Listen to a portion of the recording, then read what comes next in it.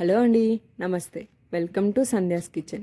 ఈరోజు మన కిచెన్లో వాటర్ మిలన్ జ్యూస్ ఎలా చేయాలో చూద్దాం.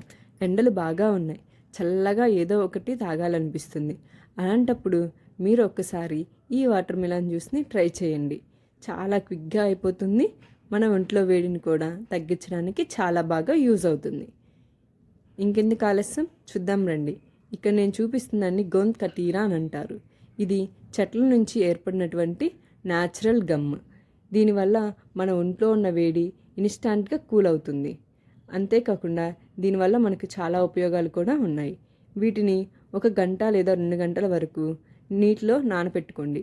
ఇలా నానబెట్టుకోవడం వల్ల ఇక్కడ నేను చూపిస్తున్నట్టుగా ఇది మనకి వస్తుంది. గమ్ అనేది ఇలా నానటం వల్ల మనకి ఇలా ఫామ్ అవుతుంది. దీనిని మనం జ్యూస్లోకి యూస్ చేసుకోవచ్చు. దీన్ని పక్కన పెట్టేసుకొని అలాగే సబ్జా గింజలు కూడా మన ఒంట్లో ఉన్నటువంటి వేడిని తగ్గించడానికి చాలా బాగా ఉపయోగపడతాయి. వీటిలో కూడా వాటర్ పోసుకొని ఇలా నానబెట్టుకొని పక్కన పెట్టేసుకోండి. ఒక జ్యూస్ జార్ తీసుకొని అందులోకి ఇక్కడ నేను చూపిస్తున్నట్టుగా వాటర్ మిలాన్ని చిన్న చిన్న పీసెస్గా కట్ చేసుకొని ఇత్తనాలు లేకుండా తీసుకోండి. వీటన్నిటిని ఒక జ్యూస్ జార్లోకి వేసేసుకోండి.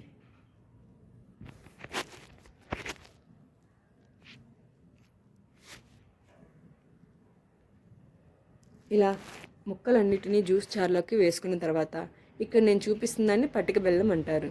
ఇది పంచదార బదులుకు దీన్ని యూజ్ చేసుకోవచ్చు. దీన్ని నేను ఇలా పొడిగా చేసుకొని తీసుకుంటున్నాను. ఇక్కడ 3 టేబుల్ స్పూన్ల వరకు నేను పటిక బెల్లం పౌడర్ని తీసుకున్నాను. వీటన్నిటిని మెత్తగా మిక్సీ వేసేసుకుందాం.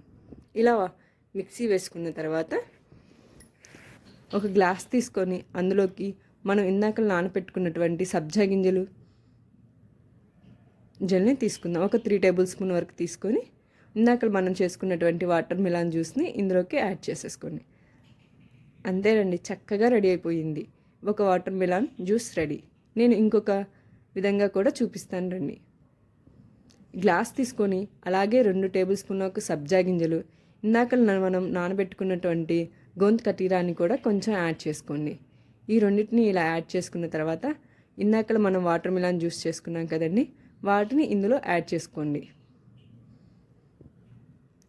ఇలా ఒకసారి యాడ్ చేసుకొని మొత్తం కలిసే విధంగా కలబెట్టుకోండి.